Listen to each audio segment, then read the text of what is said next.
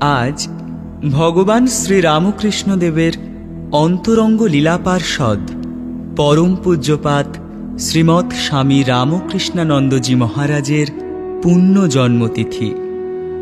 অবতার যখন আসেন, তার লীলা সহায়ক রূপে তার পার্শ্বকবৃন্দ আসেন জগতের বুকে এক নতুন দিশা দেখাতে। অন্যান্য অবতারের মতো শ্রীরামকৃষ্ণ জীবনেও এর কোনো ব্যতিক্রম দেখা যায়নি। এই উজ্জ্বল জ্যোতিষ্কদের মধ্যে অন্যতম শ্রীমৎ স্বামী রামকৃষ্ণানন্দজি মহারাজ। তার পূর্বাশ্রমের নাম শশীভূষণ চক্রবর্তী। 1863 খ্রিস্টাব্দের 13ই জুলাই, 1270 বঙ্গাব্দের 29শে আষাঢ়, চান্দ্র আষাঢ় কৃষ্ণা ত্রয়োদশী তিথি, রবিবার, শেষ রাত্রে 4:56 হুগলি জেলার ময়াল ইছাপুর গ্রামে জন্মগ্রহণ করেন। তার পিতা ঈশ্বরচন্দ্র চক্রবর্তী ছিলেন অতি উন্নত তান্ত্রিক সাধক। শশীভূষণের জননী ভবসুন্দরী দেবী অতিশয় উদার হৃদয়া ও সরলা ছিলেন। প্রগাঢ় ধর্মভাবপূর্ণ আবেষ্টনীর মধ্যে বাল্যকাল অতিবাহিত করে শশী অতিশয় ভগবৎ পরায়ণ হয়েছিলেন। গ্রাম্য বিদ্যালয়ে পাঠ সমপনান্তে তিনি ইংরেজি শিক্ষার জন্য কলকাতায় তাঁর খুল্লতাতো গিরিশচন্দ্রের গৃহে আসেন এবং যথাসময়ে প্রবেশিকা পরীক্ষায় উচ্চ স্থান অধিকার করে বৃত্তি লাভ করেন। এরপর অ্যালবার্ট কলেজ থেকে FA পাশ করেন। তারপর তিনি মেট্রোপলিটন কলেজে BA পড়তে শুরু করেন এবং সুপ্রসিদ্ধ ব্রাহ্ম নেতা আচার্য কেশবচন্দ্র সেনের পুত্রকে কিছুদিন পড়াবার জন্য গৃহশিক্ষক নিযুক্ত হন। বাল্যকালে স্বাভাবিক পরিবেশের প্রভাবে এবং বাগ্মীপ্রবর কেশবচন্দ্র সেনের আকর্ষণে শশীর আধ্যাত্মিক ক্ষুধা কিঞ্চিত প্রশমিত হলেও সম্পূর্ণ শান্ত হল না, বরং তাঁর বুভুক্ষা বৃদ্ধি পেল মাত্র। অবশেষে সহপাঠী কালীপ্রসাদ চক্রবর্তী জানালেন যে কেশবচন্দ্র সেন মহাশয়ের ইন্ডিয়ান মিরর নামক পত্রিকায় দক্ষিণেশ্বরের শ্রীরামকৃষ্ণ পরমহংসদেব সম্বন্ধে অপূর্ব বিবরণ প্রকাশিত হচ্ছে। একদিন তার দর্শনের জন্য সেখানে যেতে হবে। সেই অনুসারে শশী ও তাঁর খুল্লতাতো ভ্রাতা শরৎ, যিনি পরবর্তীকালে স্বামী শারদানন্দ, বন্ধুসহ 1883 খ্রিস্টাব্দের অক্টোবর মাসে দক্ষিণেশ্বরে উপস্থিত হলেন। যুবকদিগকে শ্রীরামকৃষ্ণ অতি প্রীতি সহকারে গ্রহণ করলেন এবং কেশবচন্দ্রের সমাজে যাতায়াত আছে শুনে শশীকে জিজ্ঞাসা করলেন, তিনি সাকার ভালোবাসেন না নিরাকার?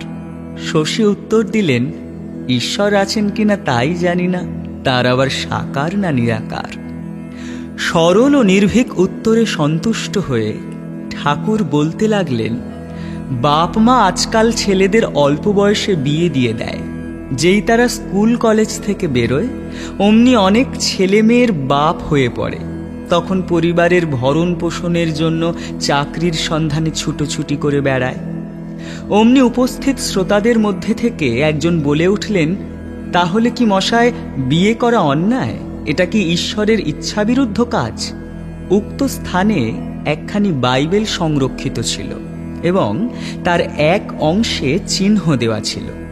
পরমহংসদেব ওই প্রশ্নের উত্তরে পুস্তকটি খুলে চিহ্নিত অংশটি পাঠ করতে বললেন। তাতে লেখা ছিল, অবিবাহিত ও বিধবা দিগকে আমি বলছি যে বিবাহ না করাই ভালো। যেমন আমি নিজে অকৃতদার রয়েছি, কিন্তু তারা যদি সংযম অবলম্বন করতে না পারে তবে বিবাহ করাই ভালো, কারণ বাসনার আগুনে পুড়ে মরা অপেক্ষা বিবাহ করাই উত্তম। পাঠ শেষ হলে পরমহংসদেব বুঝিয়ে দিলেন যে বিবাহই সর্বপ্রকার বন্ধনের মূল। জনৈক শ্রোতা পুনর্বার আপত্তি তুললেন, আপনি কি তাহলে বলতে চান যে বিয়ে করাটা ঈশ্বরের ইচ্ছাবিরুদ্ধ কাজ? বিয়ে না করলে সৃষ্টি থাকবে কি করে? শ্রীরামকৃষ্ণ সহাস্যে উত্তর দিলেন, তার জন্য তোমায় ভাবতে হবে না। যারা বিয়ে করতে চায় তারা করবে বই কি। ও আমাদের মধ্যে একটা কথা হয়ে গেল, আমার যা বলবার আমি বলেছি, তুমি ন্যাজামুড়ো বাদ দিয়ে নিও। সেদিন বিরুদ্ধ প্রতিবেশের মধ্যে যুবকদের সঙ্গে প্রাণ খুলে আলাপ করা হলো না। সুতরাং বিদায়কালে ঠাকুর শশী প্রভৃতিকে বলে দিলেন, আবার এসো, কিন্তু একা একা, ধর্মের সাধন গোপনীয়। প্রথম দিনেই ঠাকুর শশীর মন জয় করে নিলেন। এই আকর্ষণের ফলে তিনি কলেজের ছুটির দিনে দক্ষিণেশ্বরে গিয়ে ঠাকুরের কথামৃত পান করতে লাগলেন। ঠাকুর তার অন্যান্য পার্ষদদের মতো শশী ও শরৎ মহারাজকে দেখে বলেছিলেন যে তাঁরা ঋষিকৃষ্ণের অর্থাৎ যীশুখ্রিস্টের দল থেকে এসেছেন। দক্ষিণেশ্বরে যাতায়াতের ফলে শশী শ্রী গুরুর সেবায় নিজেকে উজাড় করে দিলেন। ধীরে ধীরে আনন্দের দিনগুলি ফুরিয়ে যেতে লাগল। ঠাকুরের গলায় দুরারোগ্য ব্যাধির সূচনা হল। প্রথমে শ্যামপুকুর এবং তারপর কাশীপুরে শ্রীরামকৃষ্ণকে নিয়ে আসা হল তাঁর দ্রুত আরোগ্য লাভের জন্য। নরেন্দ্রনাথের নেতৃত্বে অন্যান্য গুরুভাইদের সাথে পালা করে শশীভূষণও শ্রীরামকৃষ্ণের সেবায় নিজেকে নিয়োজিত করলেন। ঠাকুরের সেবায় নিযুক্ত শশীর আহারাদি পর্যন্ত ভুল হয়ে যেত।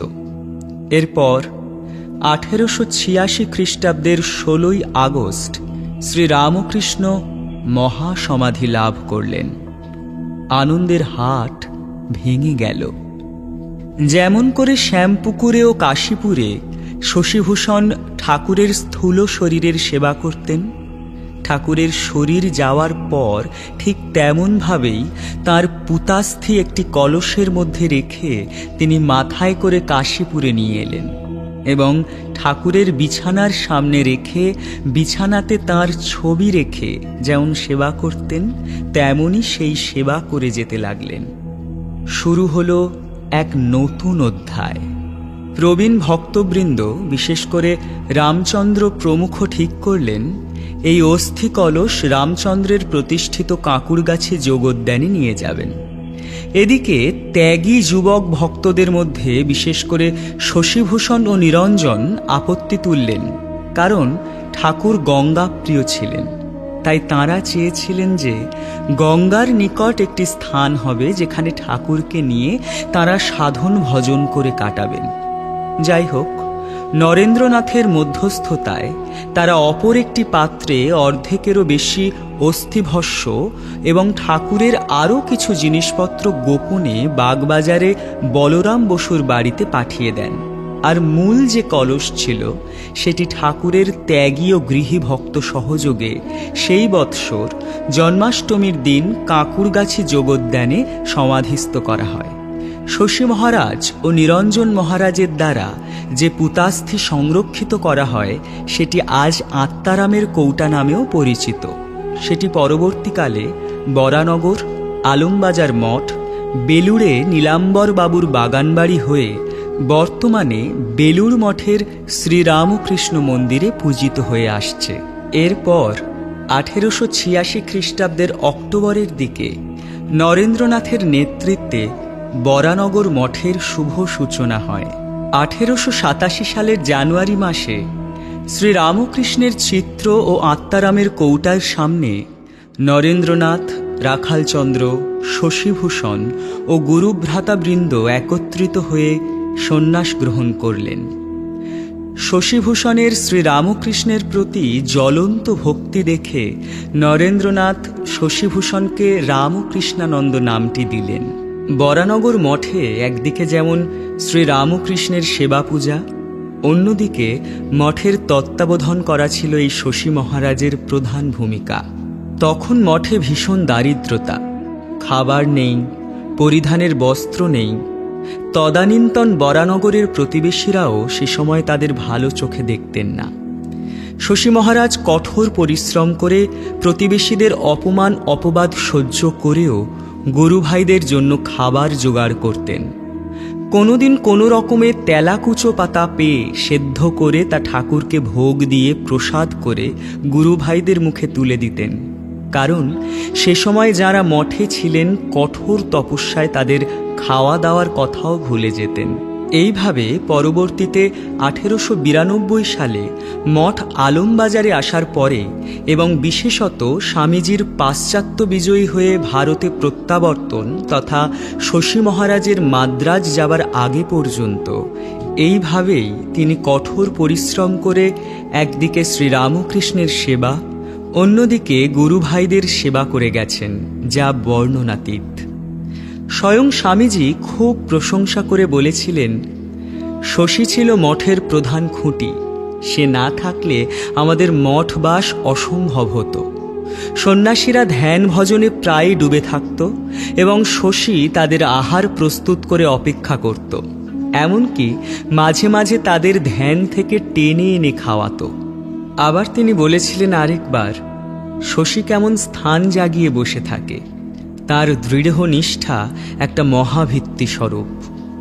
এই জন্য অন্যান্য গুরুভাইদের মতো তিনি কখনোই ভিক্ষায় বের হতে পারেননি। এমনকি কাশীধাম পর্যন্ত তীর্থ দর্শন ও কখনোই সম্ভব হয়ে ওঠেনি। বিশেষ কারণ ছাড়া তিনি কখনোই মঠ থেকে বাইরে যেতেন না। স্বামী রামকৃষ্ণানন্দের ঠাকুর পূজা একটা দেখবার মতো জিনিস ছিল। ঠাকুরকে তিনি শুধু বিধি অনুযায়ী পূজা করেই তৃপ্ত হতেন না, তাকে জীবন্ত জেনে তদনুরূপ সেবা করতেন। 1897 খ্রিস্টাব্দের 19 ফেব্রুয়ারি স্বামীজি বিশ্বজয় করে আলমবাজার মঠে পদার্পণ করলেন। স্বামীজি জানুয়ারি মাসের প্রথম দিকেই কলম্বো, তারপর দক্ষিণের কয়েকটি স্থান বিশেষ করে মাদ্রাজ ইত্যাদি হয়ে অবশেষে কলকাতায় ফিরলেন। মাদ্রাজের ভক্তগণ সেখানে একটি মঠ স্থাপনের জন্য অনুরোধ জানালে স্বামীজি তাঁদের ব্রাহ্মণ সুলভ নিষ্ঠা স্মরণ করে বলেছিলেন, আমি তোমাদের কাছে আমার এমন একজন গুরুভাইকে পাঠাবো যে তোমাদের সর্বাধিক গোঁড়া ব্রাহ্মণের চেয়েও গোঁড়া, অথচ পূজা, শাস্ত্রজ্ঞান, ধ্যান ধারণ আদিতে অতুলনীয়। তার মনে তখন রামকৃষ্ণানন্দের কথাই জেগেছিল। এরপর স্বামীজি যখন ফিরে এলেন, তাঁর নির্দেশে 1897 খ্রিস্টাব্দের মার্চ মাসের শেষে জাহাজে করে শশী মহারাজ স্বামী সদানন্দের সঙ্গে মাদ্রাজে পৌঁছলেন। মাদ্রাজে আসার সঙ্গে সঙ্গেই তিনি শ্রী শ্রী ঠাকুরের পটস্থাপন পূর্বক পূজাদি আরম্ভ করলেন। কিছুকাল পরেই বক্তৃতাদি ও মাদ্রাজের বিভিন্ন প্রান্তে তার ক্লাস চলতে লাগল। মহারাজের ঠাকুরের প্রতি ভালোবাসা সত্যিই অতুলনীয় ও শিক্ষণীয়। মাদ্রাজে একদিন ঠাকুরকে ভোগ দেবার মতো কিছুই নেই। তখন গায়ের কাপড় খুলে ফেলে বদ্ধদ্বার গৃহে রুদ্ধ অভিমানে পুরুষ সিংহের ন্যায় পদচারণ করতে করতে ঠাকুরকে বললেন, পরীক্ষা হচ্ছে, আমি তোমায় সমুদ্রের তীর থেকে বালি এনে ভোগ দেব এবং তাই প্রসাদ পাব। পেট নিতে না চায় আঙুল দিয়ে ঠেলে সে প্রসাদ গলায় ঢোকাবো। ঠাকুরের দয়ায় সেদিন ততদূর অগ্রসর হবার আগেই গৃহদ্বারে করাঘাত হলো এবং তিনি দরজা খুলে দেখলেন যে ঠাকুরের ভোগের সমস্ত প্রয়োজনীয় দ্রব্য নিয়ে এক ভক্ত উপস্থিত। আর একবার ঠাকুরের ভোগের সময় আগত প্রায়, কিন্তু ঘি নেই। শশী মহারাজ চিন্তাকুল হৃদয়ে পায়চারি করছেন। এমন সময়ে তার ক্লাসের জনৈক ছাত্র এসে জানালেন তিনি মঠের কোনো একটা অভাব মেটাতে চান। রামকৃষ্ণানন্দ প্রথমত অস্বীকার করলেন, কিন্তু ওই ব্যক্তির আগ্রহ দেখে পরে স্বীকৃত হয়ে ঘিয়ের অভাবের কথা জানালেন। ছাত্রটি সেই মাসে তা তো দিলেনই, পরে প্রতি মাসে তা পাঠাতে লাগলেন। বস্তুত খুব ঘনিষ্ঠভাবে যারা মিশতেন তারা ছাড়া অপর কেউ এসব কাজের কথা জানতে পারতেন না। ভদ্রতা হিসাবে কেউ যদি জানতে চাইতেন মঠ চলে কি করে, তিনি নিরুদ্বেগে সহাস্যে উত্তর দিতেন, ঠাকুর সব জুটিয়ে দেন। রামকৃষ্ণানন্দজির প্রধান উদ্দেশ্য ছিল দক্ষিণ ভারতের বিভিন্ন স্থানে রামকৃষ্ণ ভাব প্রচার এবং মাদ্রাজ ও বাঙ্গালোরে দুটি স্থায়ী মঠ গড়ে তোলা। বহু বাধা বিপত্তি অতিক্রম করে শ্রী শ্রী ঠাকুরের অমোঘ আশীর্বাদে ও তাঁর ঐকান্তিক প্রচেষ্টায় এই দুটি স্থানে দুটি স্থায়ী মঠ গড়ে উঠল। এরপর তাঁর ঐকান্তিক ইচ্ছা শ্রী শ্রী মা শারদা দেবী ও শ্রীরামকৃষ্ণের মানসপুত্র স্বামী ব্রহ্মানন্দজি মহারাজকে এই দাক্ষিণাত্যে নিয়ে আসা, যাতে তাঁদের পূত আশীর্বাদে এইসব স্থান মহাপবিত্র হয়ে ওঠে। এবং তার সেই স্বপ্ন বাস্তবায়িতও হয়েছিল। এই প্রচার কার্যের মধ্যেও তিনি কয়েকটি ইংরেজি ও বাংলাতে বই এবং স্তবস্তুতি রচনা করেন। বাংলায় তাঁর রামানুজ চরিত বাংলা সাহিত্যে অন্যতম এক শ্রেষ্ঠ সম্পদ হিসেবে চিহ্নিত হয়েছে। স্বামীজির প্রতি তাঁর গভীর ভালোবাসার নিদর্শন আমরা পাই বিবেকানন্দ পঞ্চকম এবং বিবেকানন্দ প্রণাম মন্ত্রে। এইসব কীর্তি শেষ করে স্বস্তির নিঃশ্বাস ফেলে তিনি বলেন, এই আমার শেষ। সে কথার অর্থ কত গভীর তখন তা কেউই বুঝতে পারেনি, কিন্তু বিধাতা অচিরেই তা সকলকে বুঝিয়ে দিলেন। এর পরে পরেই শশী মহারাজের শরীর ভেঙে পড়ল। ডাক্তার অভিমত প্রকাশ করলেন যে তাঁর দুরারোগ্য যক্ষা রোগ হয়েছে। এরপর তাঁকে কলকাতার উদ্বোধন বাড়িতে আনা হলো। সেখানে তাকে বিজ্ঞ চিকিৎসক এনে দেখানো হলো। চিকিৎসক অভিমত দিলেন শরীর 3 মাসের বেশি থাকবে না। কবিরাজ দুর্গাপ্রসাদ সেনও তাঁকে দেখতে এসেছিলেন। সেন মহাশয় জিজ্ঞাসা করলেন, আপনি স্বপ্নে শ্মশান, তুলসী কানন প্রভৃতি দেখেন কি? মহারাজ উত্তর দিলেন, ওসব দেখি না, তবে ঠাকুর, মা, স্বামীজি, দক্ষিণেশ্বর প্রভৃতি দেখি। শরীর ত্যাগের 2-3 দিন পূর্বে সকালে 8-9টার সময় তিনি অকস্মাৎ ব্যস্তভাবে সেবককে বললেন, ঠাকুর, মা, স্বামীজি এসেছেন, আসন পেতে দে। সেবক কিছু না বুঝে স্তম্ভিত হয়ে রইলেন। শশী মহারাজ আবার বললেন, দেখতে পাচ্ছিস না ঠাকুর এসেছেন, মাদুর পেতে দে আর 3টে তাকিয়া দে। সেবক আদেশ পালন করলে শশী মহারাজ কোন অদৃশ্য দৃশ্যের দিকে নির্নিমেষ নয়নে চেয়ে 3 বার প্রণাম করলেন এবং পরে বললেন, তাঁরা চলে গেছেন। শ্রী শ্রীমা তখন জয়রাম বাটিতে। শশী মহারাজ তাঁকে দর্শন করতে চেয়েছিলেন, তাই স্বামী ধীরানন্দ তাঁকে আনতে যান, কিন্তু শেষ পর্যন্ত তা হয়ে ওঠেনি। এই সময় তাঁর এক অদ্ভুত দর্শন হয়। এই অলৌকিক সূক্ষ্ম দর্শনের কথা তিনি পরদিন পুলিনবাবুকে বলেন এবং ওই বিষয়ে একটি গান রচনার অনুরোধ জানিয়ে গিরিশবাবুকে গানের প্রথম পংক্তিটি বলতে বলেন, পোহালো দুঃখ রজনী। মহাকবি তৎক্ষণাৎ গান রচনা করে দিলেন এবং সুগায়ক পুলিনবাবুর মুখে স্বামী রামকৃষ্ণানন্দ মুদিত নয়নে, আবিষ্ট মনে, বেহাগ রাগিণীতে অনেকক্ষণ ধরে সঙ্গীতটি শুনলেন। 21শে আগস্ট, চৌঠা ভাদ্র, মহাসমাধির কয়েক ঘণ্টা পূর্বে তিনি ঠাকুরের চরণামৃত পান করলেন। 1টার সময় তার মুখমণ্ডল আরক্তিম এবং সর্বশরীর পুলকে রোমাঞ্চিত হয়ে উঠল। মাথার চুলগুলি পর্যন্ত খাড়া হয়ে উঠল।